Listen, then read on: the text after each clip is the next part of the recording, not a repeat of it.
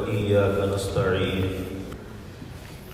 حضرات محترم، سورۃ الفاتحہ کی پہلی 3 آیات میں اللہ کی تعریف و توصیف اور اس کی صفات کا تذکرہ کیا، اور اس کے متعلق بارہا مرتبہ یہ بات عرض کر چکا ہوں کہ اللہ رب العزت نے فاتحہ کو ہی نماز قرار دیا ہے۔ اللہ رب العزت کا فرمان ہے، نبی مکرم صلی اللہ علیہ وسلم نے فرمایا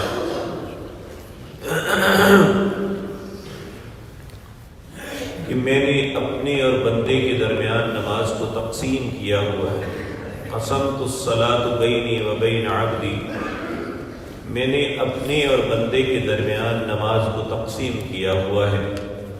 اور نماز کس چیز کو کہا اذا قال العبد الحمد للہ رب العالمین، جب میرا بندہ الحمد للہ رب العالمین کہتا ہے تو فقال اللہ عز وجل حمدنی عبدی، تو اللہ جو سب سے بزرگ و برتر ہیں آگے سے جواب دیتے ہیں میرے بندے نے میری حمد بیان کی ہے۔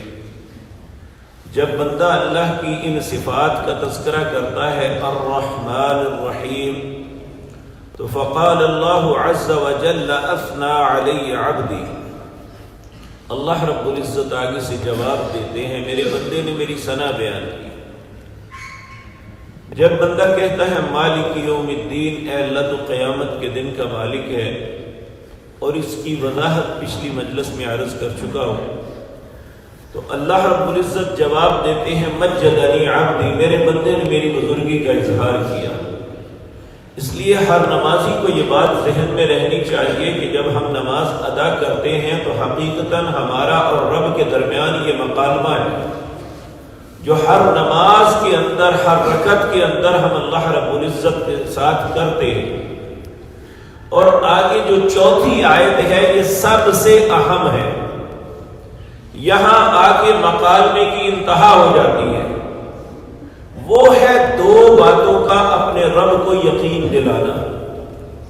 اگر کوئی انسان اپنی زبان اور اپنے عمل کے ذریعے ان 2 باتوں کا یقین دلا دے کہ اے اللہ میں ان دونوں باتوں میں مخلص ہوں اور اسی طرح کرتا ہوں، تو اللہ پھر اس بندے کی کوئی بات رد نہیں فرماتے، اس کی ہر بات کو قبول کر لیتے ہیں۔ اور یہ بات یاد رکھیں کہ اللہ سے کچھ بھی منوانے کے لیے اللہ رب العزت کے حضور کسی بھی التجا کی جو ہے برابری کے لیے، کسی بھی التجا کے فیصلے کے لیے اگر انسان کو کوئی چیز چاہیے تو وہ یہ 2 چیزیں ہیں۔ پہلی چیز یقین دلائے کہ ایاک نعبد۔ آج لوگ یہ الفاظ تو سب بولتے ہیں لیکن زبان کی حد تک عمل اس پہ بہت کم لوگوں کا ہے کہ اے اللہ عبادت صرف تیری کرتے ہیں۔ اور یاد رکھیں یہ جو مختلف جگہوں پہ جا کے دعائیں مانگنا ہے، دعا ہی حقیقتاً عبادت ہے۔ نبی مکرم صلی اللہ علیہ وسلم نے فرمایا الدعاء العبادہ، دعا ہی تو عبادت ہے۔ تو انسان دعا اللہ کے ساتھ، اللہ کے حضور نہ مانگے اور کسی کو سمجھے کہ یہ میری رب تک پہنچائے گا، یہ بہت بڑا دھوکہ ہے جو انسان اپنے ساتھ کر رہا ہے۔ جبکہ اللہ رب العزت اپنے بندے کو ڈائریکٹ مخاطب کرتا ہے، وقال ربکم، تمہارا رب کہتا ہے ادعونی، مجھ سے مانگو، استجب لکم، میں تمہاری دعا کو قبول کروں گا۔ تو جب اللہ خود فرما رہے ہیں مجھ سے مانگو، اور کسی جگہ یہ نہیں فرمایا کہ میرے اور اپنے درمیان واسطہ لاؤ گے تو تب مانوں گا۔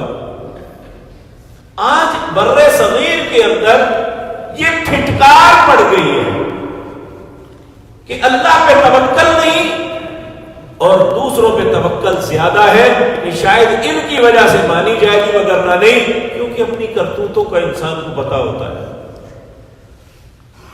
اس لیے جو شخص یہ چاہتا ہے کہ اللہ رب العزت اس کی بات کو قبول کرے، اس پہ رحم فرمائے اور اس کی التجاؤں پہ فیصلہ صادر فرمائے، اسے پہلے اس بات کا یقین دلانا ہوگا اپنی زبان اور اپنے عمل کے ساتھ کہ ایاک نعبد، اے اللہ میں صرف تیری عبادت کرتا ہوں۔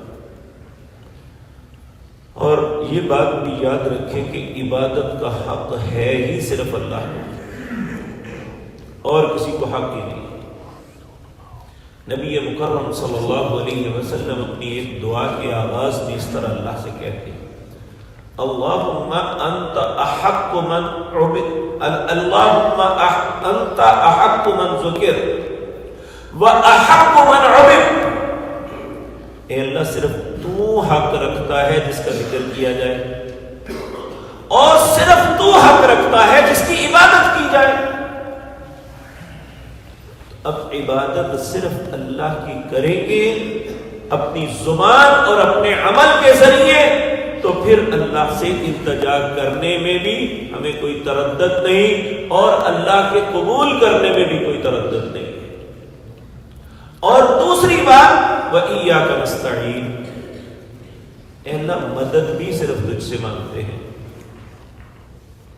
آج کتنے ہی مسلمان ہیں جو ایک ایسی شخصیت سے مدد مانگتے ہیں، ان کی نیکی، تقوی، طہارت اور عزت عظمت میں کوئی شک نہیں، لیکن ان کی زندگی کا مشاہدہ کیا جائے تو وہ خود اپنے ہی ایک ساتھی کے ہاتھوں شہید ہوئے، ان کے بیٹے کو کربلا کے میدان میں شہید کیا گیا۔ اب دیکھیں کہ اگر ایک معاملہ ایسا ہوا ہے تو ہمارے متعلق وہ کیسے کر سکتے ہیں کہ وہ خود فجر کی نماز پڑھانے کے لیے تشریف لے جا رہے ہیں سیدنا علی رضی اللہ تعالی۔ ہر بندے کی زبان پہ یہی لفظ ہے مولا علی مدد، جبکہ صرف مدد اللہ کی ذات کر سکتی ہے۔ کوئی پیغمبر، کوئی نیک، کوئی بھی انسان دنیا کا کسی کا کچھ نہ بگاڑ سکتا ہے نہ سنوار سکتا ہے۔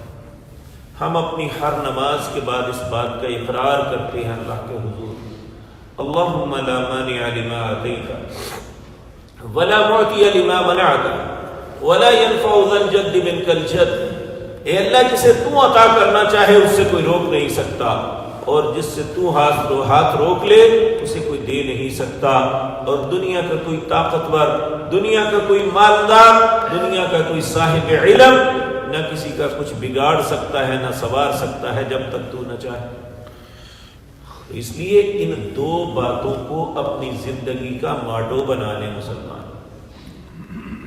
یہ صرف ایک مذاق کے طور پہ نہیں، اپنی سیاست کو چمکانے کے لیے بعض لوگ یہ کلمات کہتے ہیں، ان کا حقیقتاً ان دونوں کلمات سے ذرہ برابر بھی کوئی تعلق نہیں ہے، نہ اللہ کی عبادت نہ اس کی استعانت میں۔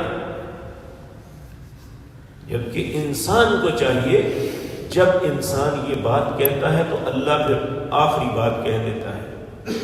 جب انسان یہ کہتا ہے ایاک نعبد و ایاک نستعین، اے اللہ میں صرف تیری عبادت کرتا ہوں، اے اللہ میں صرف تجھ سے مدد چاہتا ہوں، تو اللہ فرماتے ہیں ھذا بینی و بین عبدی نصفین، یہاں تک میرے اور بندے کے درمیان بات آدھی آدھی ہے۔ پھر اللہ خود بندے کو مخاطب ہو کے کہتے ہیں اگر تو اس بات پہ مخلص ہے اور تو نے مجھے یقین دلایا، اب مجھ سے مانگ کیا چاہتا ہے میں تمہیں عطا کروں۔ یعنی ان دونوں باتوں کا یقین دلا دے کہ ایاک نعبد و ایاک نستعین، اور اس پہ عمل کر کے دکھا دے تو اس کا نتیجہ کیا نکلے گا کہ اللہ خود کہیں گے کہ مجھ سے مانگ میں عطا کروں۔ تو انسان پھر کیا مانگتا ہے؟ اگلی آیات میں اللہ رب العزت نے وہ فرمایا، اللہ نے زندگی اور توفیق دی تو انشاءاللہ آپ کے سامنے عرض کروں گا۔ اقول قولی ھذا واستغفر